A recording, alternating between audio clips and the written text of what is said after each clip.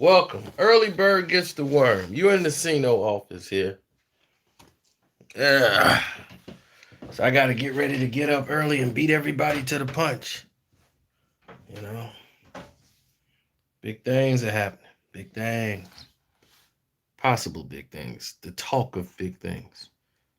Meanwhile, I got to lose sleep to make sure I don't miss nothing. Now, let's talk about the illusion of power.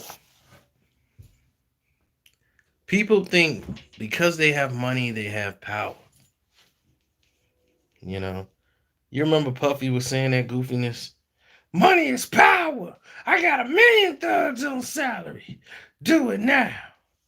Money can get a lot of things done, but it ain't power. When you see one man sitting there and have 1,000,000 people lined up to follow him anywhere, that's power.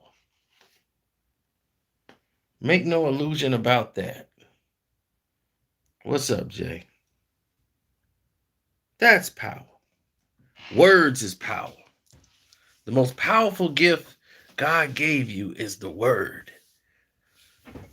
Because they can't take that away from you. You can only give it away. If your word doesn't mean anything, you're meaningless in this game. So the illusion of power is something that you don't see. Power is a person that can't be broken because their faith or what they believe or what they cherish makes them so valuable. They're incorruptible. No matter what you do, you can't break that person. The illusion of power is people like this guy, LeBron James. That sucker believes that he's power because he can hold another black man down. And see, that make them feel big. Like, yeah, I just held a black man down who was lower than me. Told you, don't mess with me. I'm a superpower. It's not how it works, dummy. You're part of the illusion of the power. You don't own an NBA team. Yeah, you got money because they're using you. The people that pay your check, who cut you that salary, they make more than you. And I'm not talking about that scrawny little Adam Silver. I'm talking about the people that's really owning the teams that are not on the board. That their names, they're silent investors. Those are the ones that make more money. Those are the ones that's making 2 and 3 trillion. They make billions a year.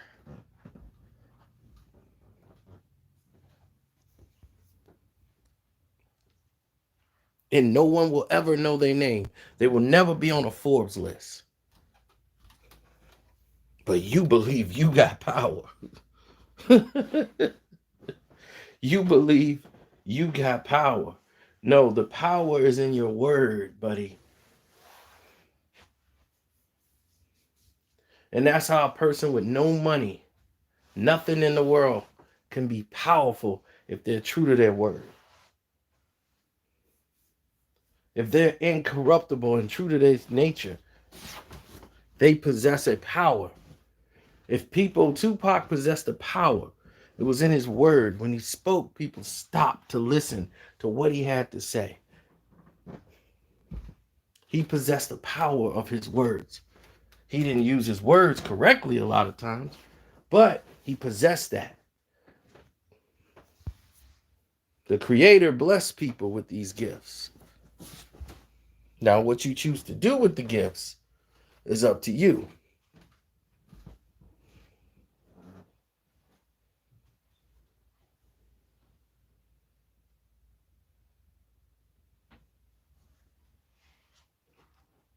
Now, a lot of you might assume, oh, here's another LeBron hate video. You would be so wrong. This is bigger than LeBron. I'm telling you, don't devalue your word. Once you devalue your word, it's a very hard thing to get back.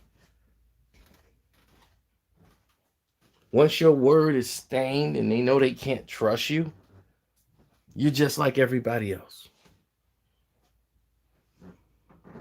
But when they know your name stands for something, when they know this person ain't gonna lie, they know this person's gonna shoot it to me straight, they know this person's gonna stand by morals, that holds weight. That's a difference. That's a change. So you might want to think about investing into people that think that way. Be smart. Be the difference.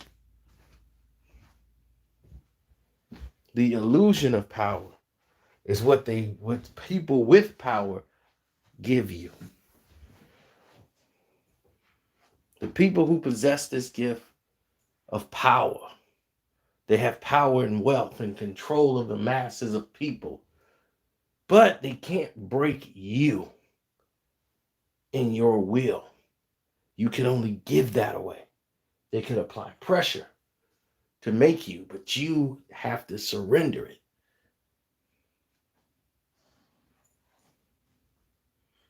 That's how that works.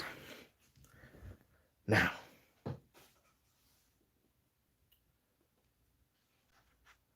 it's the power of surrender. That's what we do here.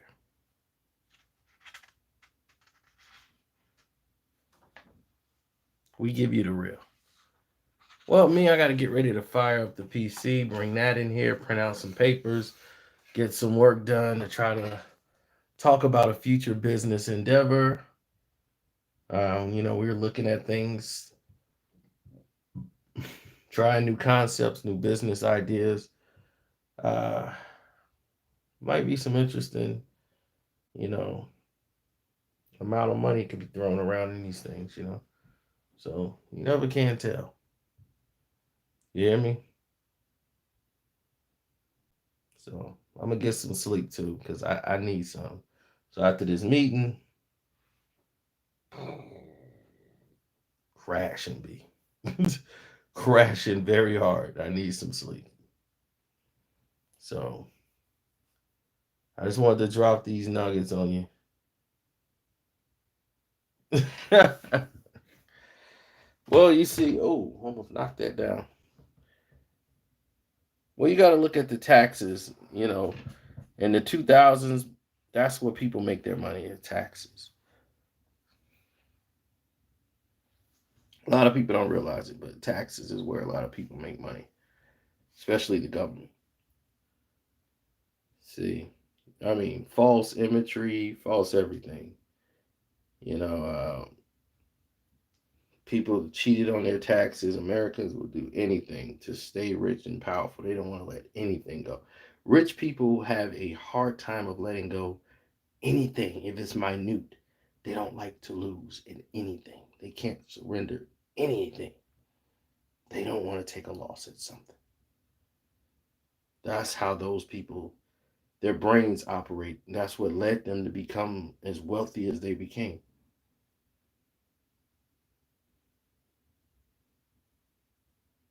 You see, they took a poll. About 19 to 20% of Americans believe that they would pay estate taxes after their death, more than about 8 times than the actual figure.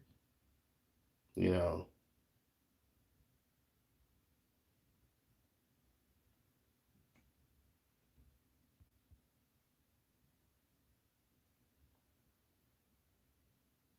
well, see, the problem is the Gallup findings may have, they uncovered the middle class hopes that the 401k accounts that you might got,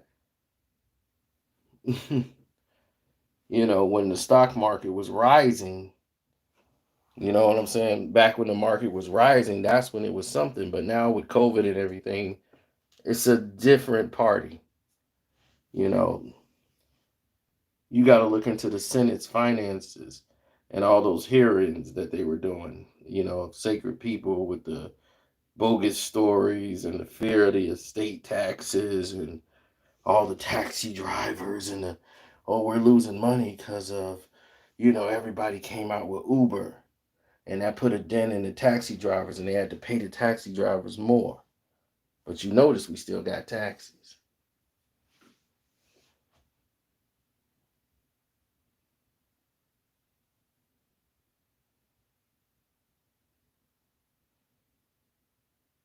Well, see, the taxis was ripping people off for a very long time.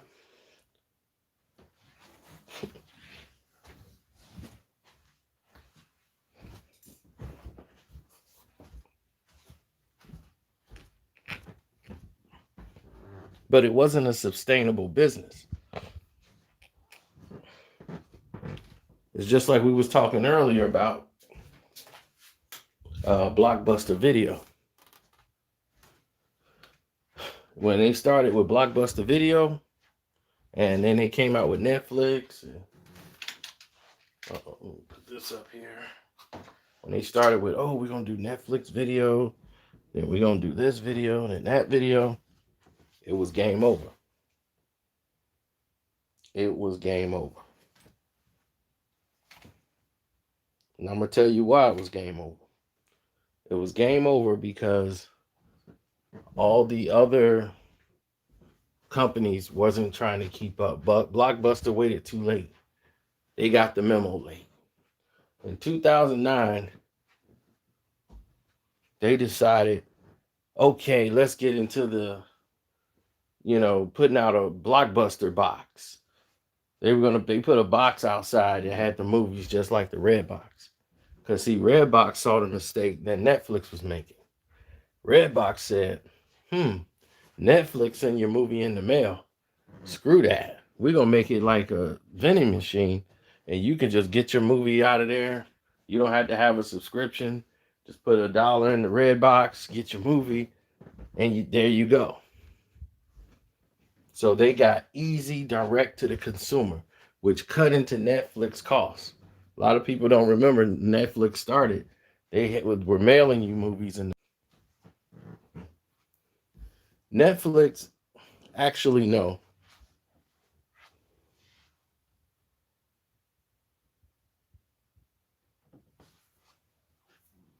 Netflix actually knew that they would make more on the money than losing out on the money.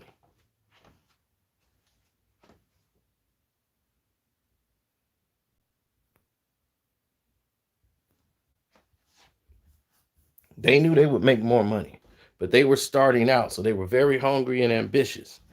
So they got out the gate and got a lot of money early. And while Blockbuster was like stuck in their ways because all of their owners were old, they didn't have any young bodies in there to tell them this is the new wave.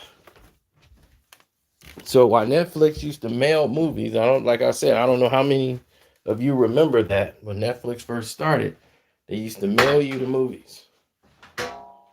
There was no app at the time. They would mail you the film.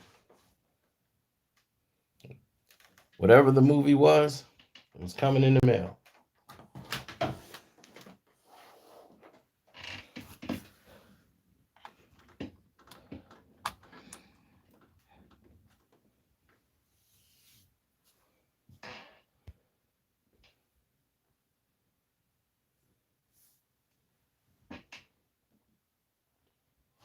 Now, at the time, Blockbuster are the giants. They could have shut Netflix down and put them out of business. They could have stopped them early.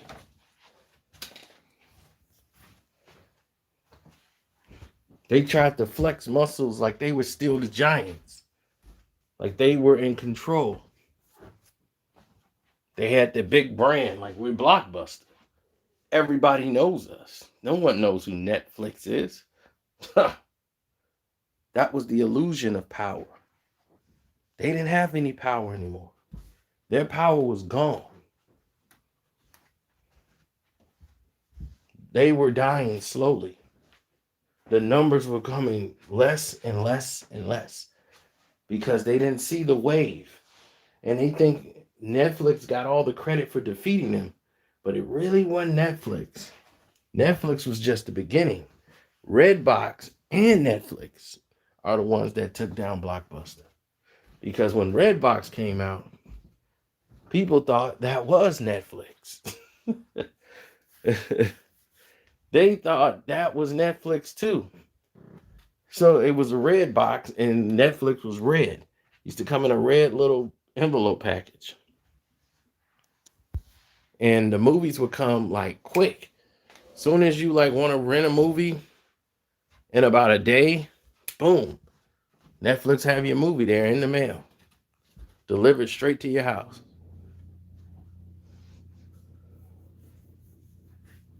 Now, they were like, who wants to do that? People still want to come to the video store. So Netflix started right off taking losses.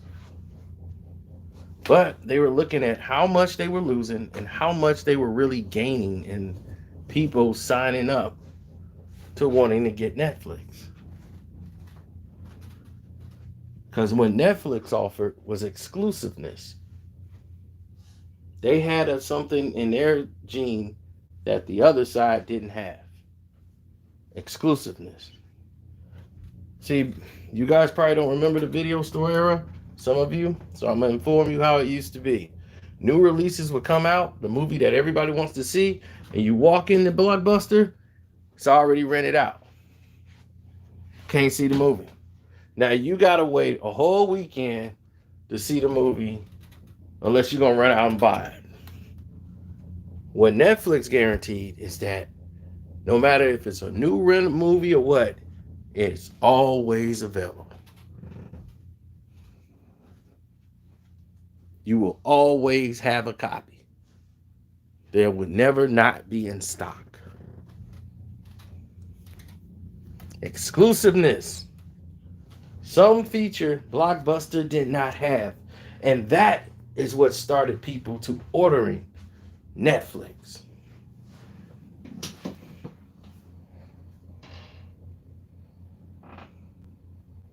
Oh, and it gets even sweeter.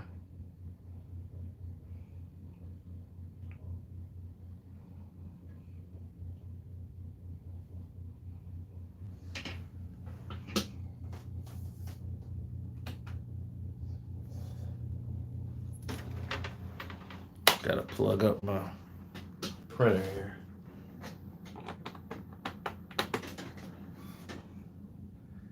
Oh, it gets so much sweeter. Because Redbox came out and was sucking up the money directly, so people wasn't really going there to see anything they had to say. Then you look at the other side of the pillow.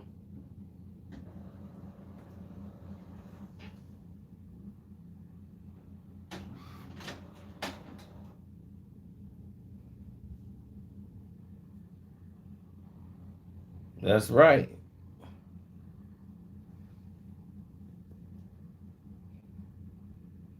This whole game is screwed up, baby. The whole game is screwed up. Netflix came and did what they had to do. And when they did what they had to do, trust me, it was all done. They cornered the market. Hollywood Video and Blockbuster was asleep at the wheel. Hollywood Video didn't really have that kind of pull, as much as Blockbuster. They wasn't as big. But Blockbusters started to lose viewers, people coming in renting. So they had the regulars, and then the people that would normally come in and get a movie and just rent it out, they started to show up less and less because they could just hit the Redbox. It was at their local grocery store. When they buying food, there's a box. So Redbox is doing well with that direct service. It started to beat out Netflix. It was competing with Netflix. And Netflix was like, we're going to have to get one of those vending machines or something.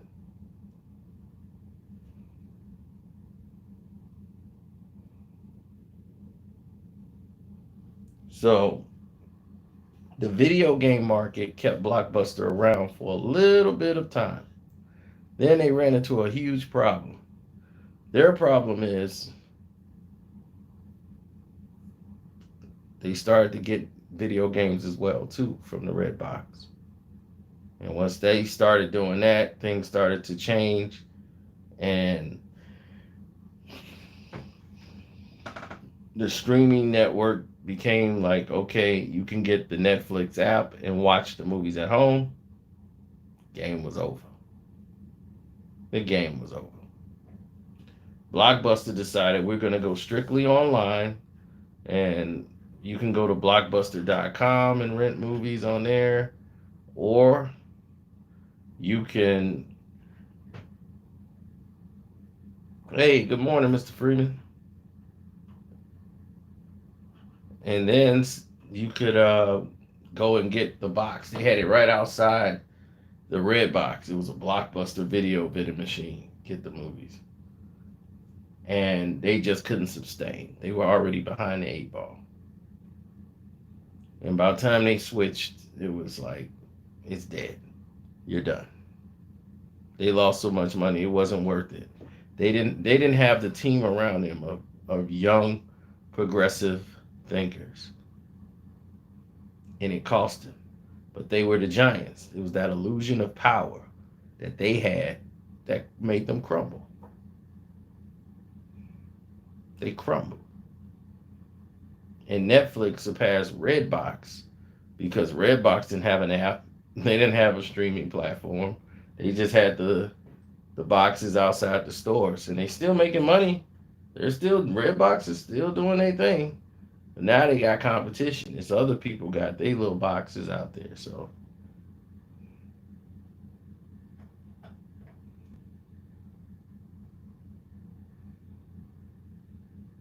we'll see what happens down the road.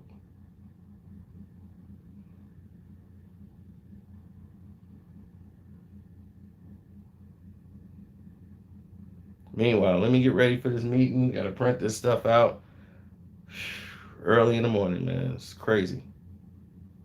So I got to go and vamp myself up and get ready for the Zoom. I hate Zoom. Why can't we just Skype? Hate this Zoom.